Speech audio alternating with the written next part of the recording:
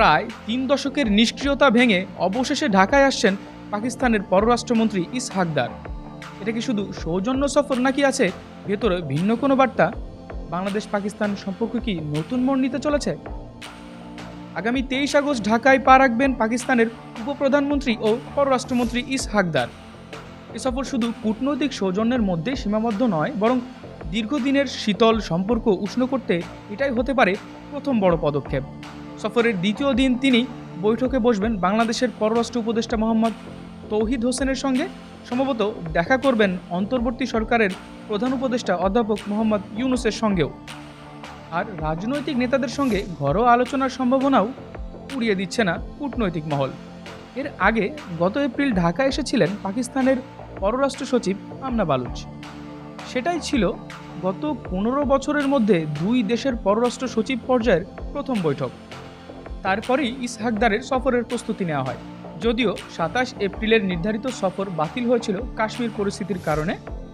এ সফরে আলোচনার টেবিলে উঠে আসতে পারে বহুদিনের অমীমাংসিত কিছু বিষয়, যেমন ৭১-এর গণহত্যার জন্য আনুষ্ঠানিক ক্ষমা, আটকে পড়া পাকিস্তানিদের প্রত্যাবাসন, অবিভাজিত সম্পদে বাংলাদেশের প্রাপ্য হিস্সা। পাকিস্তান বরাবরই এই বিষয়গুলো আলোচনা চালিয়ে যাওয়ার আশ্বাস দিলেও তাদের প্রকাশ্য বিবৃতিতে সেগুলোর অনুপস্থিতি স্পষ্টভাবে ধাক্কা দিয়েছে কূটনৈতিক সমঝোতায়। তবে বিষয়টা শুধু অতীত ঘিরে নয়, চোখ আছে ভবিষ্যতের দিকেও। পাকিস্তান চায় ঢাকায় এ সফরের পর ইসলামাবাদে আয়োজন করতে যৌথ অর্থনৈতিক কমিশনের বৈঠক। সেই সঙ্গে দুই দেশের ব্যবসায়ী প্রতিনিধিদের অংশগ্রহণে বাণিজ্যিক সম্পর্ক জোরদার করতে ইসহাক দারের সঙ্গে আসছেন পাকিস্তানের শীর্ষ কিছু ব্যবসায়ী। উল্লেখ্য, গত অর্থ বছরে দুই দেশের মধ্যে বাণিজ্যিক লেনদেন হয়েছিল প্রায় $৯৫৬ মিলিয়ন।